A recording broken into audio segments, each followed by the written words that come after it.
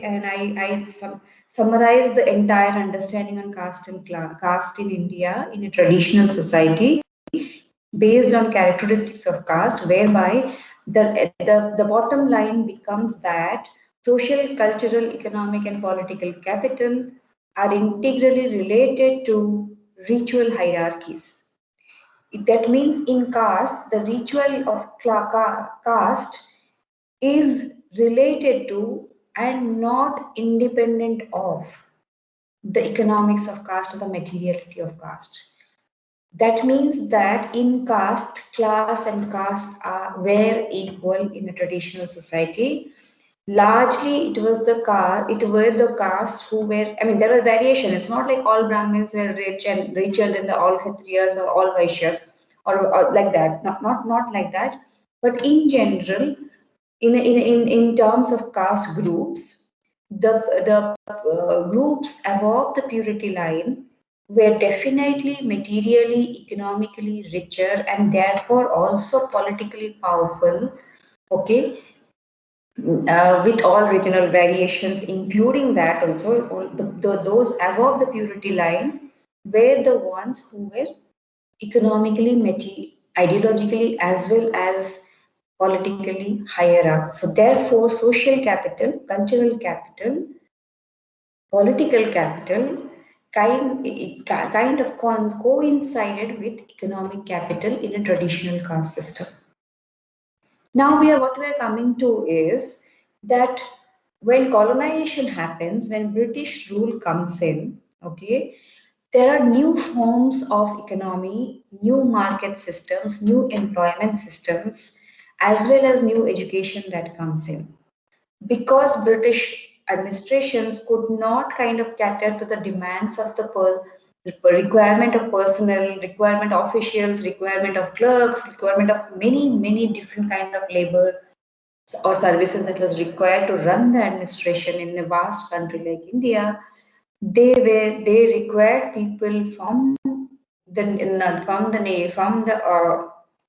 subcontinent to themselves scatter kind of be prepared and skilled and trained to kind of serve the British government.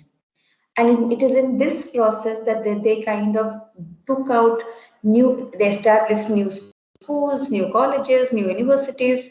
They also established, because the new jobs were coming up like administrative posts, the clerical posts, new courts were established, police stations were established, etc. So they required a and they were trying to kind of industrialize this place, build railways later, and many such things that were coming up slowly with colonization, from being a trading community to establishing themselves as colonial rulers. They needed so much of what is called human power, okay, which is generally told as manpower, but in general, yeah, human power, whereby you need a service class, IS officers, okay, in this established administrative services. So they needed them. Then they established, and they were trying to build trade between their own country and India, so that they can send raw materials, etc. So they required contractors and other kinds of offices were to be established.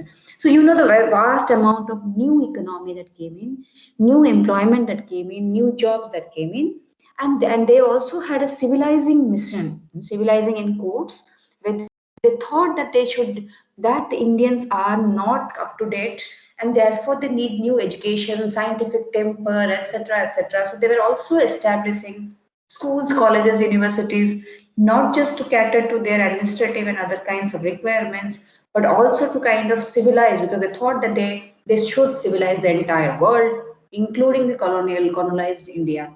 And therefore also they were establishing new education, etc. Now the question is, if you understand that there are new economy, new employment, and new education coming up in a traditional society of caste, and there are certain castes according to caste rules who were socially, economically, culturally higher up, and there are other castes who were not. And also in that context, not just that they were higher up and all, but caste norms did not allow certain groups of people to get education, certain groups of people to do certain kinds of jobs, but other groups of people were allowed to do that. Okay, what was the first trend of who were the people who first joined the colleges, universities, jobs, employments, etc. Who were those people when it comes to Indian society, when it comes to a caste society? Anyone?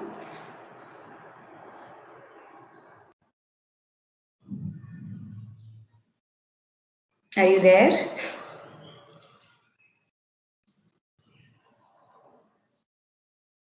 Okay. See, by Friday, I am also as tired as you people are. I am sure you are much more tired than yes, upper caste men. Yes, maybe we can pep up each other by talking. Yes, thanks, Renu. It's upper caste man. Madhumika, you want to say something? Hello, Madhumika, you want to say something? Yeah, no. Okay. See, the thing is now you have to understand the transition from the traditional caste community to a new economic situation, new education system. The fact that lower caste or untouchable caste or the caste before the see there are two kinds of untouchable caste. That is why the Sudras and the Adhyas become a little more complex, as well as the middle caste and lower in hierarchy. Like today, those who are the other backward caste in some ways. Okay, the thing is, a barber is not a purely untouchable caste, or a washer person is not a purely untouchable caste, okay? Or a oil tiller is not a purely untouchable caste. They are relatively untouchable to the upper caste because they will touch you, but that touch is not pure, and therefore you go take bath and you are all right with it. Or they will wash your clothes, but you throw some Ganga water and it or some kind of holy water on it, and it's all right. So they have partial access to you in terms of physical contact, in terms of intermingling in certain ways. Okay, during marriages you will need barbers and other kinds of services, whereas there were the completely untouchable caste who are today's Dalits. They they were completely untouchable. They cannot have any physical contact with you in certain ways. They cannot they are all the more lower in hierarchy compared to the barbers and Muslims. So there were different kinds of caste. Caste is not just upper and lower caste in some ways, but there are divisions within that, and we are clear about it. But if we have to understand in a simple way, if there is a question of how did the transition happen, the fact that the lower caste, the untouchable caste, and other lower castes were not allowed to read and write, did not have the economic means to join schools and colleges. And because traditionally it was believed that they should not be doing it, okay? So, in terms of that, the first economic conditions, the first jobs and employment, the first education systems was again kind of appropriated. When I say appropriated in the sense again kind of lapped up or taken up by kind of kept to themselves by again the upper caste in general, right? Because they were the ones who had the economic means, all kinds of capitals, as well as in a system where colonization is happening, the dominant communities would take up those jobs and they will be given more importance in terms of education jobs, etc., because they can afford to and by ritually they are allowed to. And therefore the first, when I'm saying first, is not about 10, 20 years. It's about in a process of 200 years of colonization, maybe almost years of 100 year of colonization was and new jobs and new economy and new employment and new schools, colleges, etc., new ways of learning was completely taken over by upper caste and upper caste men. Because again, women were not allowed to, except a few families, few communities, maybe some here and there, women also were not allowed to take up jobs or education or etc. So what happens is that it's again 100, almost a century of appropriation of the economic social capital that was built up with the new economy. And that is again, that is something that sort of, yeah. Did the partially touchable groups consider Dalits as untouchable as well? Yes, of course, caste is about that. The caste is not just about the upper caste thinking that the untouchable caste are the untouchables ones are lower in hierarchy. Caste is so complicated, and caste is made in such a complicated way in hierarchical manner that everyone will try to keep up caste. But who benefits from caste is what we are asking here. Definitely, there was discrimination by relatively untouchable caste on completely untouchable caste, and within the untouchable caste, again there are hierarchies whereby certain untouchable castes completely kind of hierarchize and kind of discriminate against the others. This is why caste operates. This is why caste sustains itself, because every layer of caste is contributing towards the keeping up of caste. But the question, like in an economic system, like in our system, okay, we are all contributing towards a kind of a disciplinary system in IIT, right? We have, hostel committees, we have in faculty committees, we have administration, we have, among ourselves, people who are into different kinds of posts, etc. So we all contribute in, we may be facing similar kind of discrimination or subordination in a system, but we contribute towards it because we are completely socialized into that, okay? So within caste also, yes, the partially touchable caste definitely kind of consider the untouchable caste and consider Dalits as untouchable and discriminated against them, etc. But that's caste. The Kshatriyas will think we are more higher up than the Vaishyas, so Vaishyas have to be down us, but Brahmins they may challenge. Okay, that yeah, they are ritually higher, but why should they be so superior? But that's caste, and that is the interesting aspect of caste, that everyone contributes towards caste. But coming back to what I was discussing, when I'm talking of caste class continuum, you have to understand how the first phase of new economy and new education was again kind of appropriated by the and completely kept to themselves by upper caste men, upper caste groups, and therefore again their social capital, economic capital, etc., continued to remain as higher up and privileged compared to those who were not allowed to do so. Now, if you read on history of education in India, now if you look at studies on how education happened in India, who took off it, you will see that many missionaries, many administrative officers and others kind of thing, when they opened schools and colleges in India, they were not making it only for the upper castes. Schools and colleges opened up in many cities, many spaces across India for everyone. And when some of the lower caste or relatively lower caste or the untouchable caste could send or wanted to send their children to schools and colleges, there will be groups of upper caste parents who will come together, either withdraw their children or threaten to withdraw their children from the schools. And British administration knew that if their colleges and schools have to run and finances to come in, etc., and all, they cannot afford to kind of, and in general, they cannot afford to kind of completely anger or sideline the upper caste dominant groups, and therefore they also kind of close their open schools, open education, or openness to Dalits coming into schools and other lower castes coming into schools.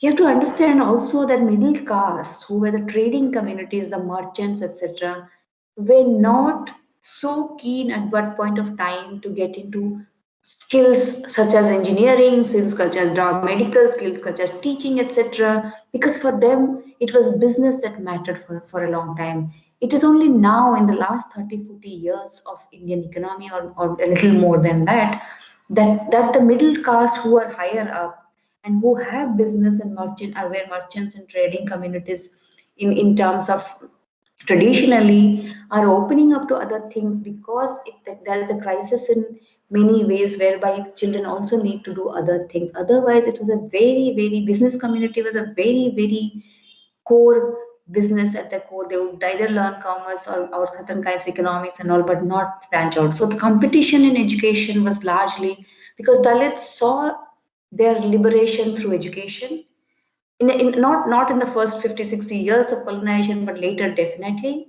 With many other, and you have to imagine when I'm telling this, there are other things also happening. Missionaries are happening, anti-caste struggles are happening. Okay, there are reformers also. There are inside the Indian context also. There are people like many Dalit leaders and other upper caste leaders who are influenced by revolutionary ideas, reformist ideas, are calling for education of the Dalits, etc., establishing small schools and colleges for women and Dalits and other kinds of things. So things are also happening in the sideline. Okay, it's not that it was not happening, but largely, if you look at the transition from the pre-colonial to the colonial times and the new education and the new economy, you will see that it is not just because of the social, cultural, economic capital and the ritual norms of caste, and that upper caste men again kind of did jobs, went to schools, got education, got skill trained, etc., and took up administrative, lawyering, medical, teaching, clerical, all kinds of jobs, railways, etc., etc., all kinds of jobs and all kinds of posts that was coming up, and thereby keeping the economy intact in terms of their caste. Okay, that means again the upper caste benefited and reaped the benefits of the new economy as well as the education.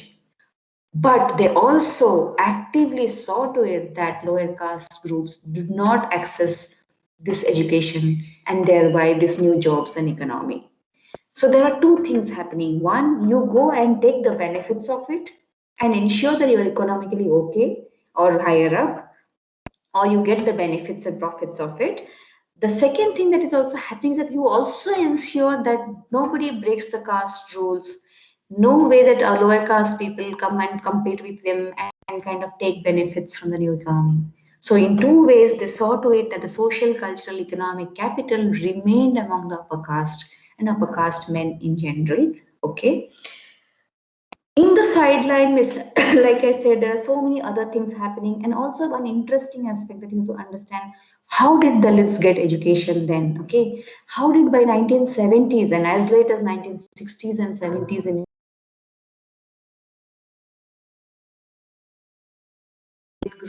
men, especially educated Dalit men, were coming up and talking about what has happened to them and how they can improve the situation, how past has doing. It was as late as 1950s, 60s that this was happening. Okay, but what was happening on the other side, you have to understand, is that there were certain Dalit groups or Dalit individuals, etc., lower caste individuals, untouchable individuals, who also gained from the new economy, etc. If not new education, new economy, definitely, and therefore the next generation benefited from the education. Like how?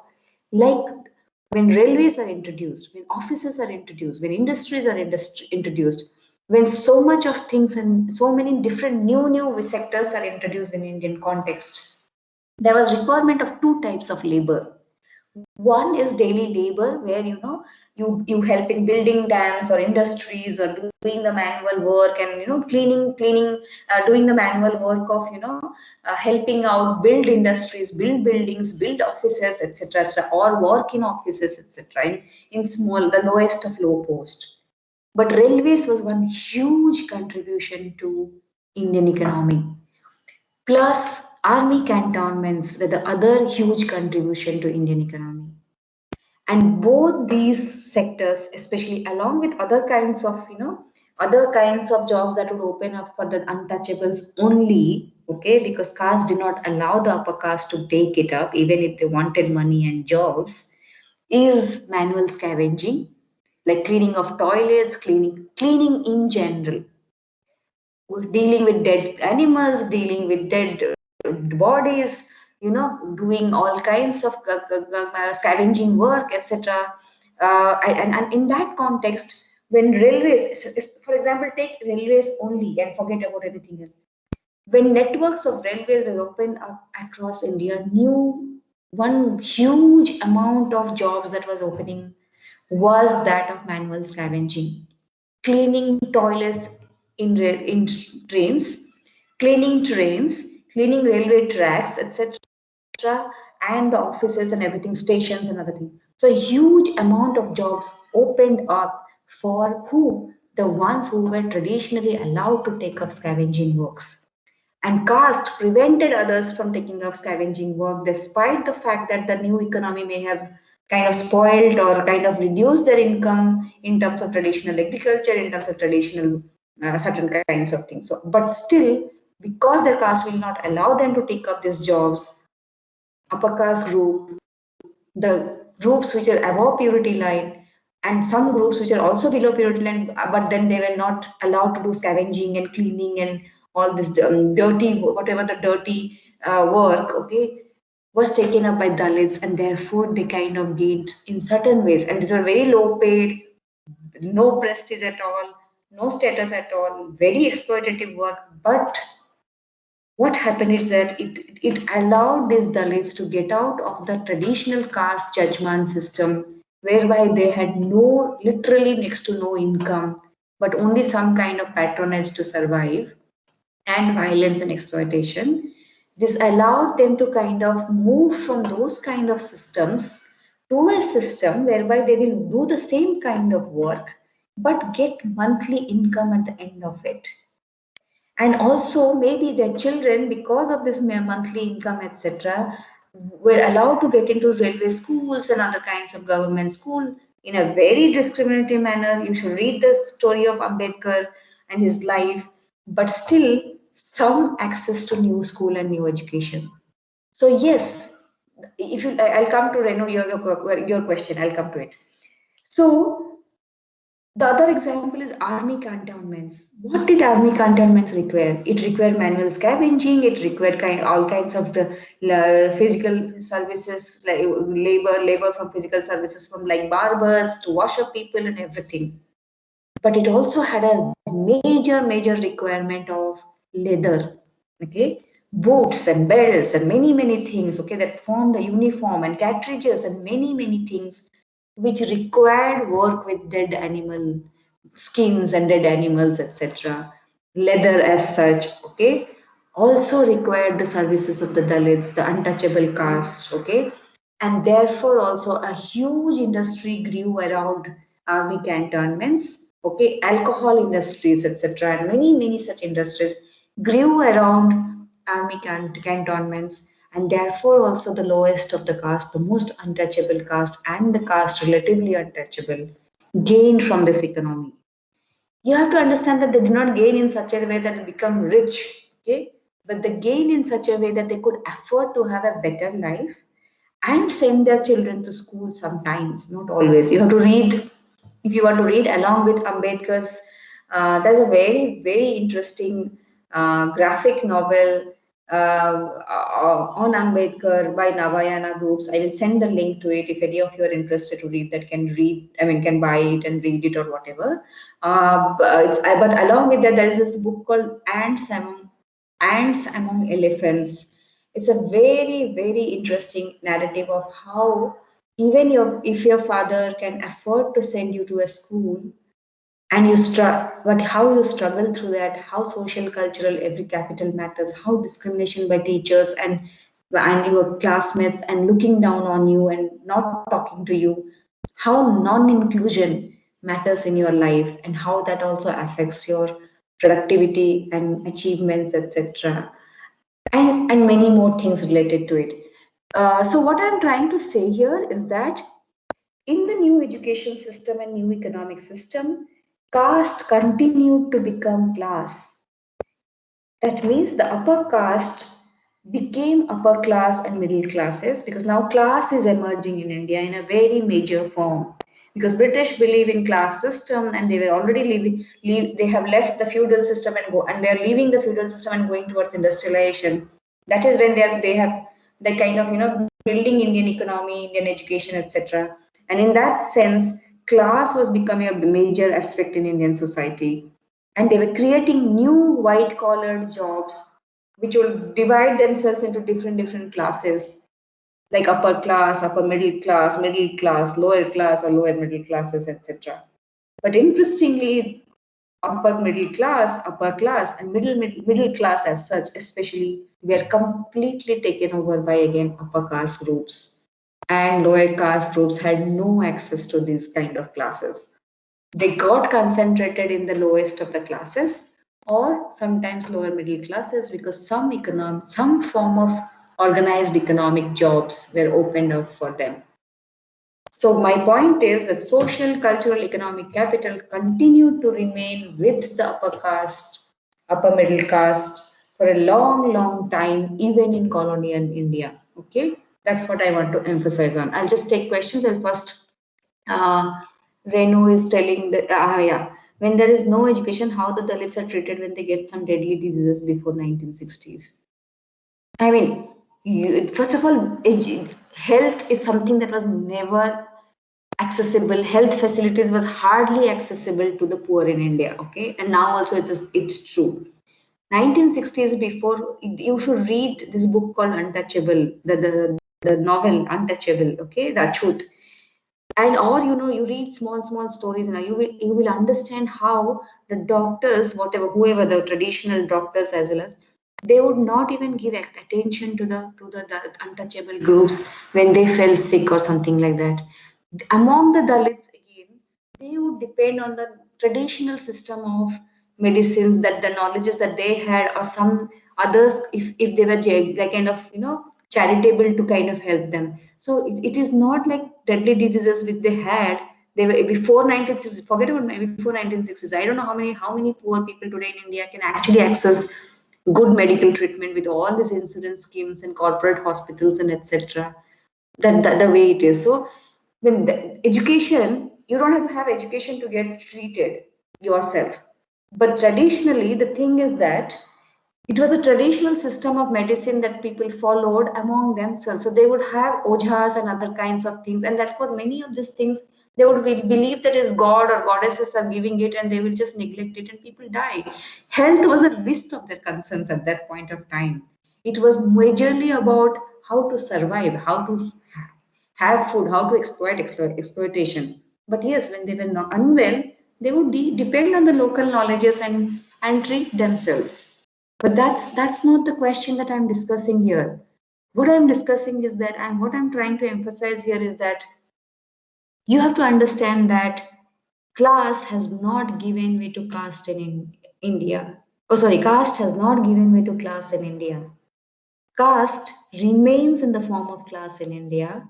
Class and caste are integrated to each other, and they were not independent of each other, even with new economy and new education, except small little changes that was happening in certain spaces. Largely, upper caste remained upper class. Okay, and I'll come to the next phase, and then you will understand better that how caste class continued. Definitely today, there are poor upper caste, but the question is who constitutes the upper class, and I will come to it. Yeah. Any other question, or was it clear? You have any questions, any doubts? You have, is it clear that the new economy and the new education led to a continuity of caste and class? Yes, ma'am. Okay. Okay. Okay. Yeah, Renu, thanks. Because now the next phase, when I'm talking about the next phase, and I will be talking about post-independence India. Okay. If you have any other questions related to this part, then you can always ask, because I'll then go over to the post-independent India. Because I don't want to dwell so much here, because it's very clear that in the first part of the new education and new economy, definitely the lower caste did not gain as much as it is believed to be. Okay.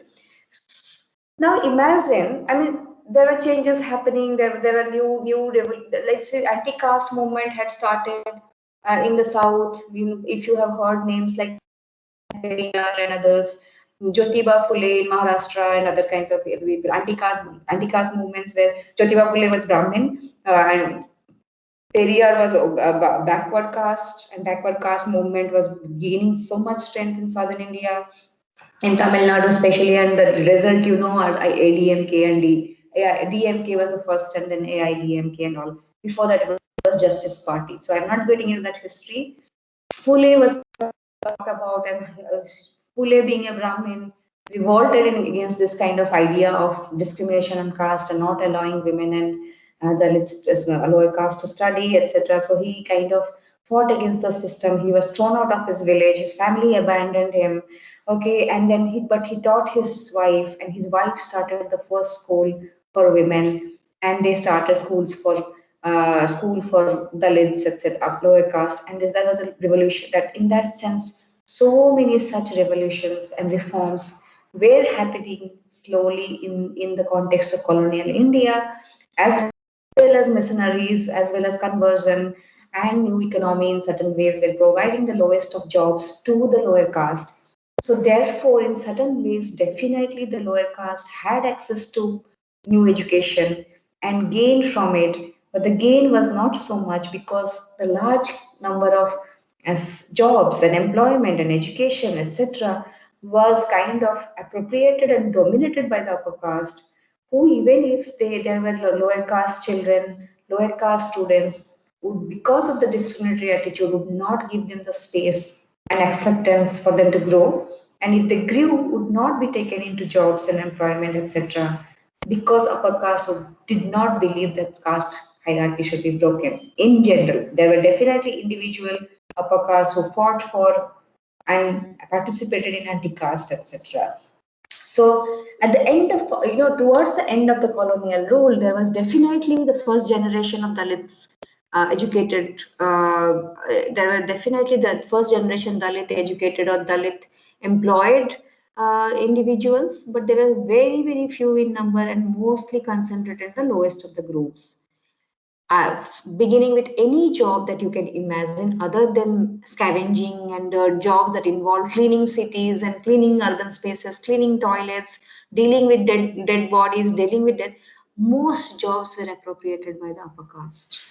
So what happens is at the end of the colonial rule, okay, when constitution is being written, and when Ambedkar is trying to say that give us separate electorates, because only through separate electorates we can choose our own representatives and they will work for us, because the upper caste, as long as caste is not annihilated, will never ever see to it that we become equal citizens in this country.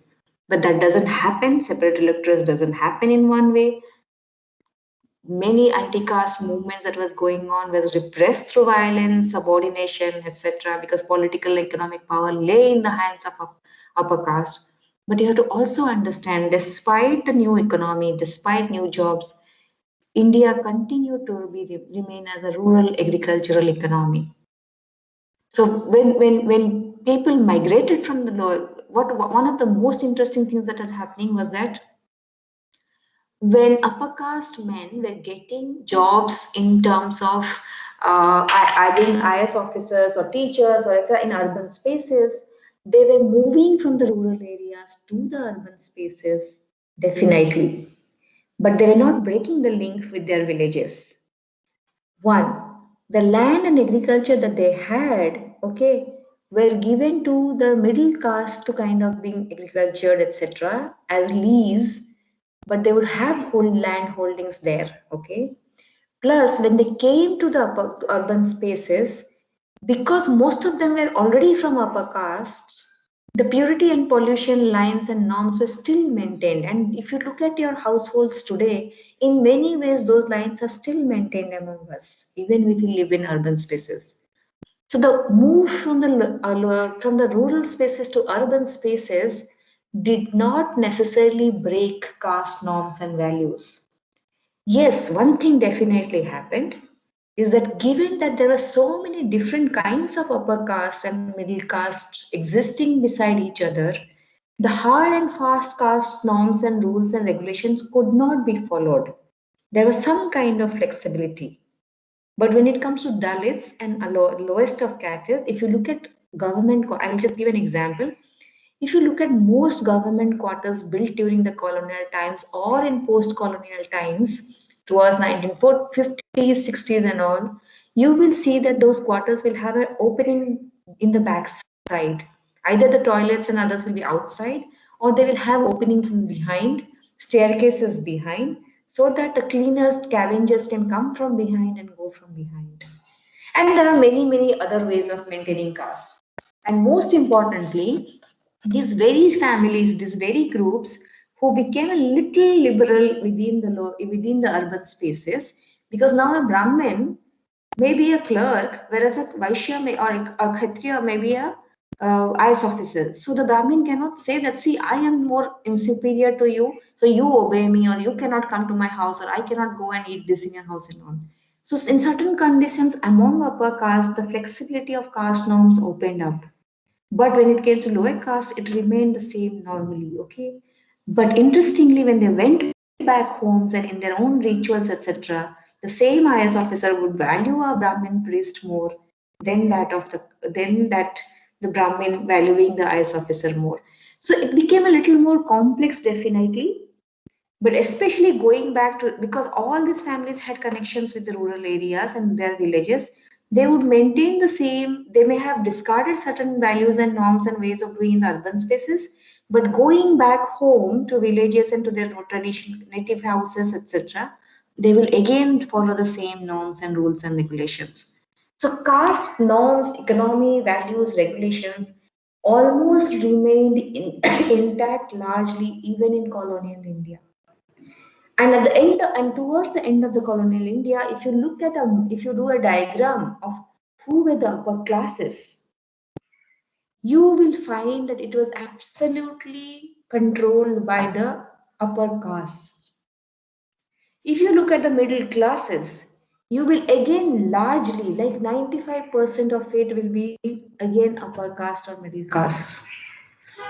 If you look at the lower caste, lower classes, and mark my terms, classes. If you look at the lower classes in colonial India or towards the end of colonial India, you will see that the lowest of the castes or the lower caste, untouchable castes, were the ones who constituted the lower classes. There maybe had been some poor, a significant, a small amount of percentage of upper caste groups who were also poor because their agriculture was breaking up. British administration was kind of imposing different kinds of crop patterns, which was not the traditional crop patterns. Like for example, if you read the story of I don't know if is it marijuana. I'm not remembering. See, poppy seeds. You know what is poppy seeds, right? Mm, oh God, I never get what's the right word. Poppy seeds is what? Does anyone know what does poppy seed? Which drug is made out of poppy seeds? Oh, I think it's marijuana. Just give me 1 second. I'll just see. I don't know if from Bengal and all we call it posto and all these things. Poppy cultivation was kind of imposed on India. Opium. Sorry, yeah, it's opium. You know what is opium, right? You have heard the term opium. Opium cultivation was imposed in India. Poppy seeds cultivation was imposed in India. Thank you, Sri. Yeah, I not see your message. Yeah, opium. Opium is the one which was cultivated in large numbers in different parts of India, imposed by the British government because they wanted to peddle opium as a drug to, and China was one of the most important victims of this politics. Okay, India would produce it, imposed by the British. Agricultural fields were taken away, rice fields were taken away, many different kinds of millets were taken away, and poppy was grown in large amount because, and Assam is one of the most significantly victimized by this poppy cultivation in India by the British. So yes, there were landed castes who also lost their economy and kind of had to kind of become poor and had to leave their land and other kinds of things and go out as, you know, laborers and etc. So and if you want to read the history of opium and the politics of opium and how Hong Kong was created, how it impacted China. If you're interested in novels, you can read Sea of Poppies by Amitav Ghosh. It's extremely interesting. It gives the history of opium in India and in China. So, what I'm trying to emphasize here is that definitely because of different policies of British administration, the economy of the upper caste in large parts of this country did not remain the same. So therefore, they also lost their land and agriculture, or even if they had land and agriculture, they did not earn that much from those lands and agriculture. And another example is indigo cultivation. The cultivation of indigo and imposement of it and the exploitation of that is another one. And there are many such things. So yes, upper caste lost. But imagine who was the most important victims there. If upper caste became poor, what happened to the already poor who were working on those lands? The Dalits, the lower caste, the labor caste, the bonded laborers. So the point is, no one is telling that upper caste did not become poor. But the point is, if there were some castes which privileged from the administrative, from the colonial economy and education, which castes were there largely? Where did the social, economic, political capital lie at the end of the colonial rule? Did the lower caste benefit largely from it? That is where I'm trying to say, if you look at caste and class continuum, if class had come to be existing in India in a major way, in a very significant way, then as a category to be recognized, then if you look at upper classes, it was almost all absolutely constituted by upper caste and middle caste, the trading merchant caste. Okay. If you look at the middle classes, again this was constituted by mostly the upper caste and the middle castes.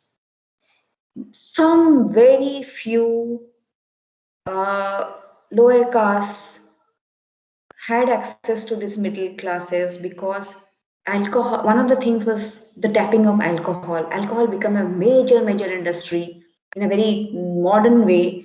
It's not like India did not have alcohol. We had traditional pattern, we continue to have traditional patterns.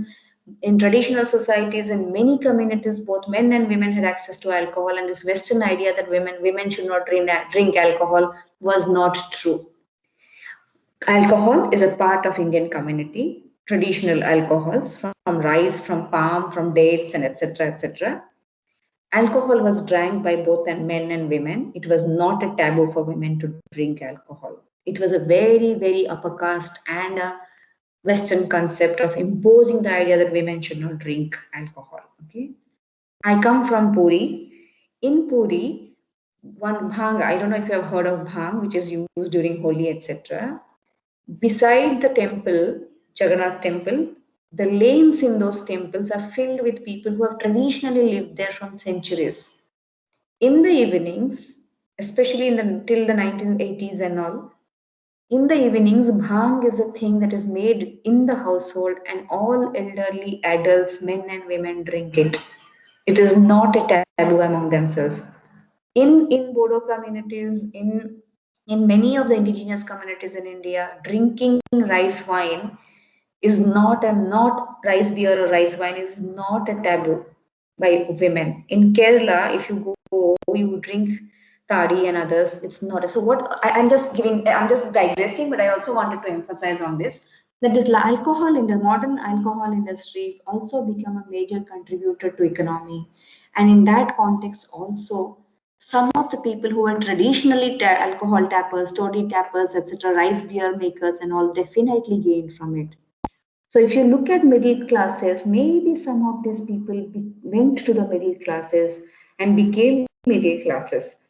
But if you look at lower classes, it was 90%. I'm just giving rough figures. I'm not saying exactly that you believe it's 90%.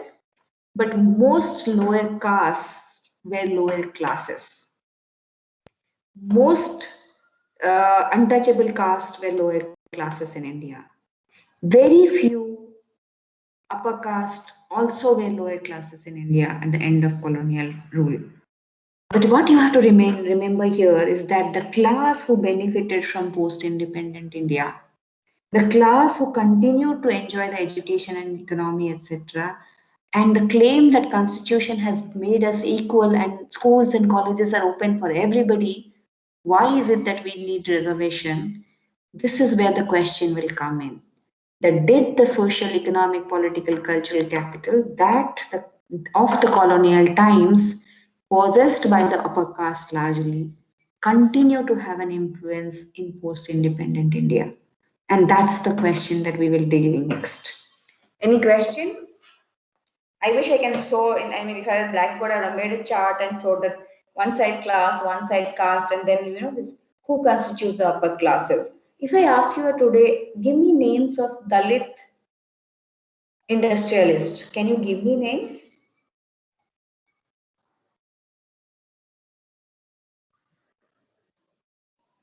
If I tell you, give me names of industrialists, you will tell me Tata, Birla, Ambani, this and that, right? If I tell you, give me names of Dalit upper class industrialists, can you give me names? That is a question that I'm trying to kind of emphasize again and again. The point is not if lower upper castes are also poor or not. We have to definitely consider that. I'm not saying that we should not consider upper caste poor. Yes, we need to consider them. But the point is, who are the privileged class is what we need to also ask again and again. Why this? Because we discard caste as not existing and not mattering, as if only class matters. No, matters definitely, but you have to understand who constitutes this class. Which class is constituted by whom? If I ask you to name me names of actors and actresses and producers and directors in the history of Bollywood, what names ring in your head more? Which surnames ring in your head more? I mean, I am only thinking of, other than other religion, I can only think of Khannas and, Kapoors and Khannas and, Deols and Singhs and other, and, all those kinds of things. I cannot think of anyone who is from the lowest of castes. You think of judges in your own regions. I was working in Odisha High Court. I was also working in when it was undivided Andhra Pradesh High Court, and I also have worked for my work in Assam. In Odisha High Court, in the entire history of when I was doing my PhD, I committed into 2009. In the entire when you enter the bar association hall of Odisha High Court, you will see that the whole huge hall is lined with photographs of judges. Not a single woman judge, not a single Dalit judge, not a single one. And you can just look at the Supreme Court of India for that matter. So this is what is the emphasis. You look at your faculties. Just go and look at your faculties without reservation. Who constitutes your faculties? Look at doctors. Look at administrative officers. Look at any forum, lawyers, etc., business communities, etc. You will find that largely, there are definitely exceptions. Largely, you look at your housing societies for that matter. Go and find the names of your neighbors, the surnames of your neighbors, and see who constitutes your groups, how you make friends. You're not making friends that, oh, he's a upper caste, so I will be friends. No, I know that. But does your environment provide you that access and that intermingling to actually have different caste, lower caste groups included in your everyday life? Okay, so this is what is caste class continuum, that in pre-independent, pre-colonial India as well as in colonial India, caste continued to be class. Class continued to be embedded in and intersected with caste, and therefore we cannot ignore caste in India. And I will take it further, one step further in post-independent India by talking about Land Acquisition Act that was brought in and Mandal Commission that happened, and how OBC assertion became a big thing by 1970s, because the first group of people who actually kind of gained after upper caste from certain kinds of laws that were made in post-independence India and the equality that was given in constitution were the middle castes, because middle castes were the ones who were not poor, not ritually lowest, and had some kind of economic capital, and they were numerically higher also. and how did they kind of capitalize on that and used education and other kinds of political discourse to emphasize on the idea that, listen, upper caste, you have already taken so much, now it's our turn. We want justice of what kind of discrimination you have done it. And that's the result is Mandal Commission. I'll come to in details and I'll say that now how the upper classes and the lower classes, the upper caste and the lower caste will now be getting another division of the OBC communities. And this emphasis kind of led to the openness that upper caste has always appropriated the resources. And if you look at today also, I mean, I just have to look at my own department to tell you who constitutes the faculties of my department. So anyway, I will get into this more in the next class. Or Tiksha is asking what is OBC assertion means. OBC assertion, I will explain next, in the next tomorrow's class. Sorry, today's Friday. Is it Friday today? Yeah, today's Friday. So in the next class, I will explain it. I'll just tell you that OBC assertion means, see, OBC now, the middle caste groups now said that, see, you have also discriminated against us. We have worked in the fields, we have taken care of your agriculture, etc., but the benefits of it have been reaped by you. We will not take it anymore. We have tolerated your discrimination and violence, and I will tell you how could they assert it like this? How could they become a strong force in Indian politics, and therefore could become, I'll come to the concept of dominant caste. What is dominant caste, which M.N. Srinivas is giving after going to the field and studying Mysore village. I will talk about a dominant caste, and I'll tell you that how OBCs were largely the dominant caste in many parts of India. They had a certain kind of control over agriculture, though they were not direct owners of it. But what happened, like I was telling, that the upper caste who moved to the urban spaces would leave the agricultural land in the caste which was kind of managing those lands gave lease and they took partial profit from it. Now this is the caste which will tell that, see, we cultivate your field. Why should you pay so much? We pay you so much just because you are owners. And there was a lot of assertion. They were numerically higher, and they said that we will not tolerate this kind of discrimination anymore. So they asserted their rights. They raised questions against the discrimination that they have faced, and they said that we want new rights and all. And they claimed, and because they already had some kind of economic power, they were also getting education. They had political power in some sense, and voting politics played a major role in making backward castes a major group in terms of political assertion. So I'll come to this in a little more, in a more clearer manner in the next class. Does not OBC caste vary according to, yeah. Every caste varies according to reason. So it's not entirely true that they were dominant.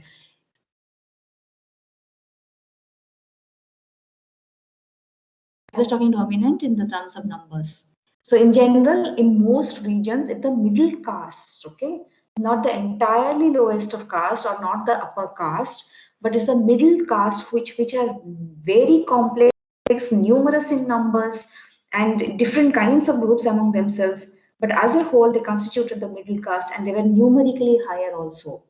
And therefore also in some ways dominant. Like for example, I gave you Maratha, I gave you example of Jats, Gujars in other spaces. Okay, so many in Tamil Nadu and other spaces there this DM